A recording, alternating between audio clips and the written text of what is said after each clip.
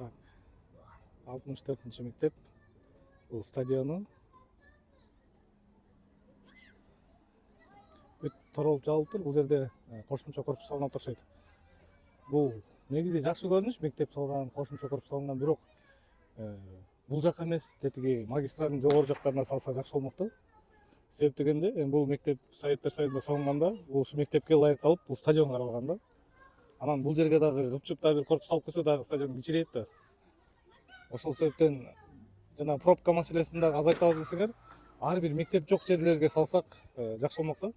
Себеп дегенде, азыр бул жака жаңы корпус салып койсоңор, бул жерде 8 микрорайондогулар эле эмес.